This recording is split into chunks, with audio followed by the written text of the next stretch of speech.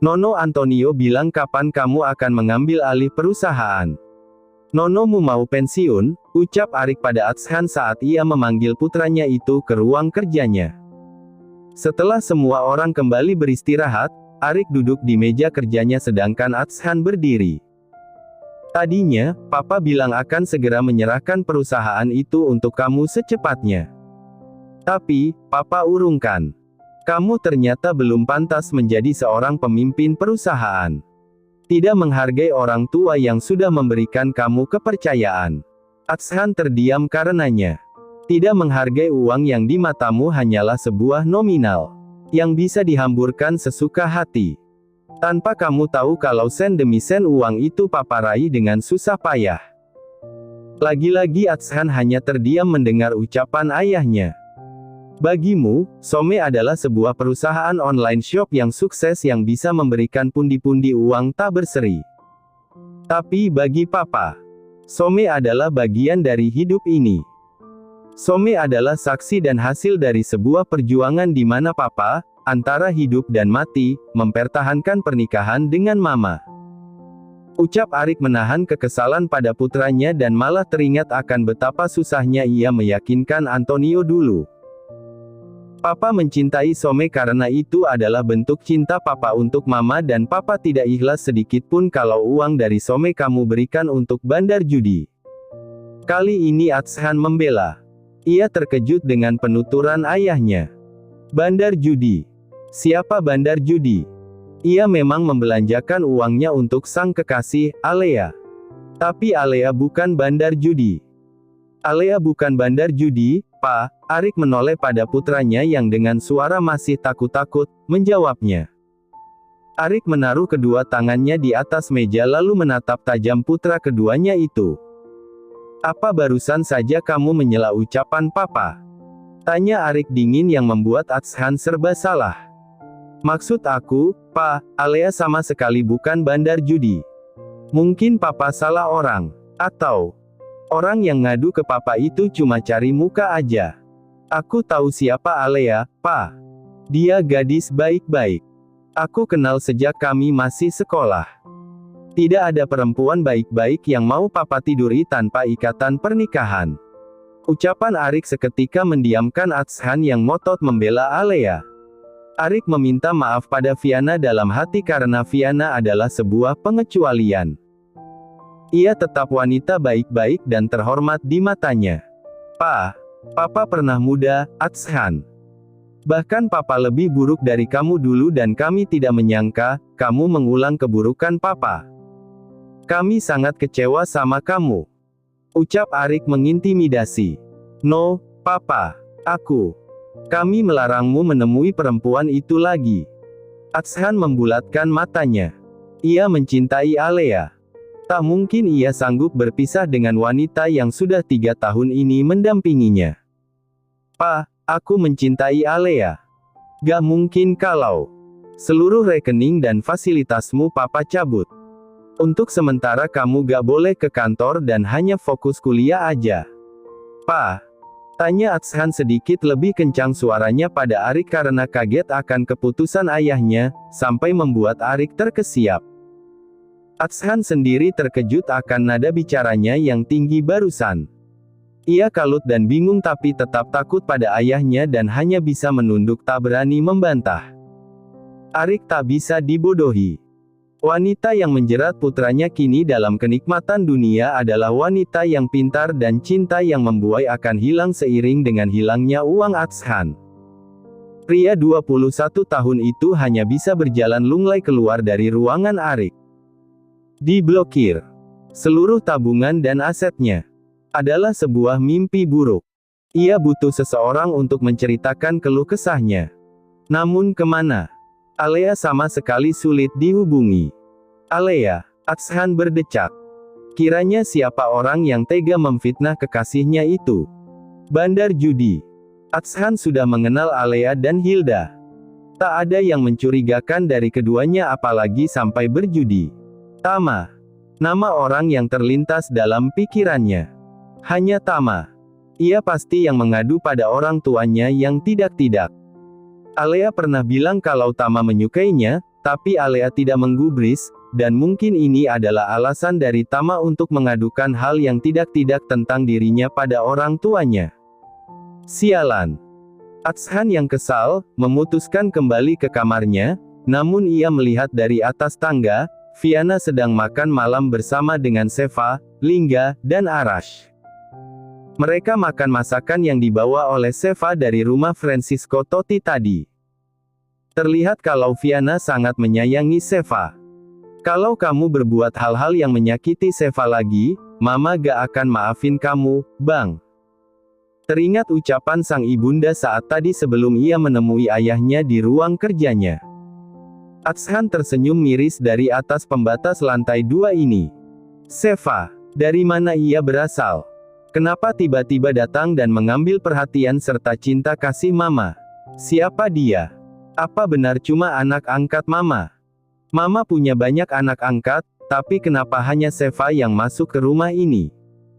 1 minggu kemudian, setelah selesai makan malam, gak usah, Bu. Gak usah dirayain. Ucap Seva merapikan makanan dibantu Fiana. Ish, kamu tuh. Gak ah, Ibu mau rayain. Ya If ya. Si cantik berambut lurus itu bertepuk tangan setuju dengan usulan ibunya. Ya, Ma. Bikin kue tartnya yang dibentuk biola ya, Ma. If mau bantuin, ujarnya sambil membayangkan kue tersebut. Tenang Non If, nanti Lupita bantuin bikin kuenya, jawab Lupita. Asituk. Tapi cake-nya brownies ya, Mbak. Siap. Double-doublekan coklatnya. Lupita udah gak sabar bikinnya. Kemarin lihat YouTube-nya Sonia Basil bikin kue karakter, jadi pengen ikutan bikin, girang asisten satu ini yang memang hobi membuat kue. Hei hei hei. Yang mau Sweet 17 kan Seva? Kok kalian yang pada heboh sendiri? Tegur Fiana pada If dan Lupita yang langsung manyun. Ih Mama. Kan If juga seneng kalau ada pesta-pesta di rumah. Banyak kue. Ya, Bu. Lupita juga seneng. Fiana hanya berdecak pada duo pengacau itu, sedangkan Seva tersenyum tak enak hati pada keduanya. Kue biola bagus, Bu, ujar Seva. Yang seketika membuat If sumringah. Bagus buat nyenengin If. Skak Fiana yang langsung keluar dari dapur dan menyuruh mereka untuk segera tidur karena telah larut. Sedangkan Seva tersenyum melihat If manyun. Empok Lupita bikinin aja yang diminta If, ujar Seva. Gak ah, Non, entar dimarahin ibu. Biarin ibu pilihin kue buat aku. Kalau yang dibikin empok sama If, aku anggap sebagai kado gimana? If dan Lupita langsung tertawa senang mendengarnya. Iya juga ya Kak. Anggap aja ini kado dari kita berdua buat Kak Seva. Seva tertawa karenanya. If dan Lupita ini sangat akrab seperti sahabat. Fiana mengajarkan putra-putrinya untuk selalu dekat dengan pengasuh atau asisten rumah tangga mereka. Membuat Seva kagum akan pribadi Fiana tersebut. Bas Seva, kalau dilihat-lihat kok mirip ibu ya? Seva terdiam memegang dua sisi wajahnya. Ah, masa sih? Enggak ah. Ibu itu cantik, bule, matanya abu-abu. Lah aku. Blesek kayak gini. Tapi bener loh Kak Seva mirip Mama, kali ini If yang bicara. Iya kan Non ya? Iya, Mbak Lupita. Enggak ada yang kayak Mama. Mama cuma satu. Ketiganya terkejut mendengar Atshan yang baru masuk ke dapur. Sepertinya baru pulang kuliah karena tadi mereka mendengar suara mobil masuk. Atshan mengambil susu dingin dari dalam kulkas lalu menuangkan ke dalam gelas. 1 minggu ini, Atshan berada di rumah. Hanya dari pagi sampai sore kadang malam ke kampus. Itu pun diantar jemput oleh sopir. If tak paham apa-apa. Tapi yang ia tahu, selama 1 minggu ini pula, Atshan menjadi lebih pendiam dan cenderung pemarah jika ada yang tak disukainya. 2 hari yang lalu, If bertanya pada Atshan tentang pekerjaan rumahnya dari sekolah, tapi Atshan malah marah dan tak ingin diganggu. Membuat si bungsu itu takut-takut bertemu kakaknya. Apalagi kini Atshan terlihat memerah matanya saat menoleh pada arah mereka. Aku mau ke kamar mama. Mau bobo dulu ya kak, izin If pada Seva. Lupita ikut non. Mau ngunci pintu depan. If turun dari kursinya diikuti Lupita. Tinggal Seva yang masih duduk di meja memegang gelas jeruknya. Sejak kejadian minggu lalu itu, Seva tak pernah bicara lagi dengan Atshan. Keduanya sama-sama saling menghindar. Terutama Seva. Ia yang takut pada Atshan sejak ingat intimidasi pada netra abu-abu itu, segera turun dari barstool. Namun, saat ia turun, Atshan tiba-tiba menghalangi jalannya. Seva terkejut karenanya. Tubuh tinggi besar pria yang kerap jadi ketua tim basket baik di SMP, SMA sampai kuliah ini, mulai menutupi tubuhnya. Seva ke kanan, Atshan juga. Seva ke kiri, Atshan pun ikut. Dengan wajah yang tirus dan memandangnya tajam, Atshan lebih menakutkan dari hari-hari kemarin. Minggir, aku mau lewat, ucap Seva tegas. Tapi tak ada jawaban dari pria itu. Seva yang takut, lalu mendorong dada Atshan, namun pria itu malah menyudutkannya di belakang pintu. Seva makin takut. Kedua tangannya ditahan Atshan di dinding juga dengan kedua tangannya. Lepas. Cicit Seva. Ia takut sekali. Melihat wajah Atshan yang memerah dan bau apa ini. Rasanya menusuk indera penciuman Seva. Atshan yang selalu harum dengan parfumnya, seperti tercampur dengan bau minuman beralkohol yang Seva pernah cium saat uji laboratorium dulu. Ah, abang mabok ya? Tanya Seva berusaha melepaskan tangannya dari cekalan tangan Atshan. Tapi Atshan terlalu kuat. Ia malah merunduk dan Seva terkejut saat bibir pria itu mendarat di selangkah lehernya. Seva. Keduanya terkejut dan Atshan dengan mudah didorong oleh Seva hingga gadis itu keluar dari kungkungannya. Atshan terkekeh geli karenanya. Niatnya menakuti Seva berhasil. Anak itu menggigil ketakutan. Atshan menyentuh bibirnya yang tadi menyentuh kulit leher Seva. Atshan menutup netranya terbuai karena lembut dan harumnya. Seva bersyukur lega bukan main. Ia ketakutan. Kenapa Atshan berubah jadi menakutkan dan mesum begitu? Ingatkan ia selalu untuk menjaga jarak dengannya. Untung Viana memanggil. Kalau tidak, Seva menghapus sebulir air mata di sudut netranya. Seva menarik nafas banyak-banyak. Mencoba menetralkan wajahnya saat menemui Viana yang turun dari lantai atas. Iya, Bu. Kok belum tidur? Seva tersenyum. Sebentar lagi, Bu, ini mau. Senyum lembut dari Viana selalu berhasil membuatnya tenang. Meski hampir jadi korban pelecehan Atshan tadi. Ibu cuma mau ingetin. Besok kita siapin acara ulang tahun kamu pagi-pagi. Anak-anak panti asuhan Bunda Cornelia datangnya pagi soalnya. Acara santunan dan potong kuenya pagi juga. Pandangan Seva berkaca-kaca tak terasa ia menangis. Loh, kok nangis? Tanya Viana heran. Panti asuhan, Bu. Tanya Seva. Iya, panti asuhan. Sudah jadi kebiasaan keluarga kita kalau ada acara syukuran, selalu berbagi sama anak-anak panti. Ulang tahun anak-anak yang lain juga gitu kok. Sekarang waktunya kamu sayang. Seva menangis lagi karenanya. Seva. Kenapa? Apa? Dengan mengundang anak yatim piatu ke rumah, ibu nyinggung perasaanmu. Iya sayang. Tanya Viana tak enak hati dan sangat berhati-hati dalam bicara kalau memang benar dia sudah menyinggung perasaan Seva yang yatim piatu sejak dia masih bayi. Tapi Seva menggelengkan kepalanya sambil tersenyum dan menghapus air mata yang turun di pipinya. Bukan, Bu. Aku gak tersinggung sama sekali. Tapi, aku terharu. Biasanya aku yang dikasih santunan. Tapi sekarang, aku yang ngasih. Tangis Seva pecah. Begitupun Viana. Ia segera membawa Seva dalam pelukannya. Viana merasakan apa yang Seva rasakan. Namun, meski hidup dalam kesederhanaan, ia tak kekurangan cinta sejak kecil. Ia tak merasa yatim piatu karena Visal dan Yana sangat menyayanginya. Betapa Fiana merasakan sedihnya menjadi Seva. Jangan merasa yatim piatu lagi. Ada ibu, ada bapak. Kami semua menyayangi kamu sayang. Selagi kami masih ada, hidupmu akan selalu bahagia.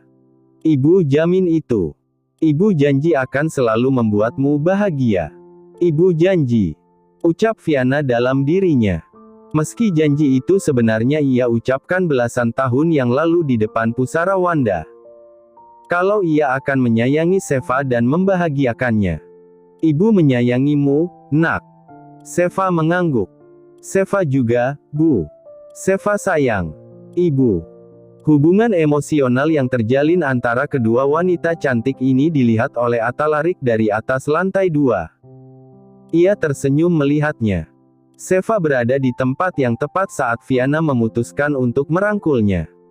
Tak jauh dari kedua wanita itu berdiri, rupanya Arik melirik pada putra keduanya yang tengah berdiri di ambang pintu dapur dengan pandangan sulit diartikan pada Seva.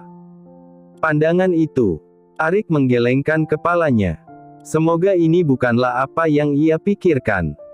Selamat ulang tahun ya Seva, panjang umurnya, berkah usianya. Makin cantik. Tambah pinter, biar cepat lulus jadi orang hebat. Amin. Makasih Mas Gaza, ucap Seva dengan wajah berbinar mengambil kado yang diberikan Gaza. Setelah sebelumnya tadi, Lingga dan Arash pun memberinya kado. Ingat, kuliah dulu yang benar. Jangan mikirin kawin dulu. Ucap Gaza sengaja menekankan kata kawin yang kencang pada Gazi. Saudari kembarnya yang kebelet ingin nikah tapi pujaan hatinya sedang membangun sebuah hotel sebagai syarat untuk meminangnya. Gazi melirik sinis pada kembarannya tersebut. Kajen. Kembaran sirik, Putri Elsa berlalu, ujarnya cuek membuat Seva tertawa. Selamat ulang tahun ya Seva, semoga panjang umur dan semoga kebahagiaan selalu menyelimutimu. Amin. Terima kasih Teh Gazi. Doa lo biasa banget sih Jih. Protes Arash. Jangan protes doa aku. Yang penting ikhlas dari hati. Semoga diijabah. Doa perawan solehah biasanya cepat dikabulin. Protes tuh Bang Atshan, yang gak ngasih apa-apa. Serentak, Prince dan Princess Lubis berikut Seva menoleh pada Atshan, tapi pria itu malah sibuk main ponselnya. Lingga berdehem memastikan pita suaranya dalam keadaan baik, lalu ikutan tak ambil pusing dan mengambil gitarnya. Baiklah, satu lagu spesial untuk Ndoro Putri, Seva Zehra. Seva tertawa. Lalu mulai duduk di sisian gazebo mendengar Lingga yang bernyanyi yang tumben sekali ditimpali Arash. Suket Jepang dinggo nambani, nek di sawang kok tambah ngangeni. Tambah ngangeni. Tuku dawet nang ingsor uwit, sirahe mumet oran duwe du 3 tete. Gazi dan Gaza serta Seva bertepuk tangan sambil tertawa pada Lingga dan Arash yang kompak sekali menyanyikan lagu. Sedangkan Atshan yang disindir lewat lagu tersebut nampak tak peduli dan hanya tetap duduk menjauh dari sana. Tepatnya dari gazebo kebun taman belakang keluarga Fiana setelah acara santunan bagi anak yatim tadi pagi. Para tetua masih berada di dalam rumah sedangkan anak mudanya berkumpul di taman belakang sambil bermain gitar ditemani cemilan serta beberapa minuman soda serta koktel favorit mereka. Bang Atshan. Tuh udah disindir dari tadi. Gak mau kasih kado apa? Tanya Gazi. Tahu ih. Mau gue pinjemin gak, Bang? Tanya Arash. Atshan berdecak karenanya. Ia melihat Seva dalam. Sedangkan sepupunya yang lain langsung terdiam takut kalau Atshan menjadikan candaan ini serius dan tersinggung karenanya, mereka pun saling mengikut pelan saudara yang lain. Seva sendiri serba salah sekarang. Ia takut saat Atshan mulai turun dari gazebo dan menuju ke arahnya yang duduk paling pojokan di belakang Arash. Bang, gue cuma bercanda tadi, ucap Arash pada kakaknya. Seva juga takut sama lo. Jadi, Atshan mengulurkan tangannya. Lalu membuka kepalan itu. Sebuah gantungan kunci berwarna silver berbentuk kucing. Arash membola melihat benda kecil itu. Ini kan. Seva memandang takut-takut pada Atshan yang tak melihatnya. Atshan berdehem sebelum bicara pada Seva. "Selamat ulang tahun," ucapnya singkat. Lalu mengulurkan benda itu dan perlahan diambil Seva. Atshan lalu menjauh dan pergi masuk ke dalam rumahnya meninggalkan tatapan aneh dari adik dan sepupu-sepupunya dan terutama dari Seva Zehra. "Lo tahu ini dari siapa, Seva?" Seva menggelengkan kepalanya. "Ini hadiah dari nono kami. Atau kakek kami di Italia. Nono bilang ini hadiah spesial buat abang karena abang adalah keturunan pria pertama dalam keluarga Nono." Seva terkesiap dengan pernyataan Arash tersebut. Begitu juga yang lainnya.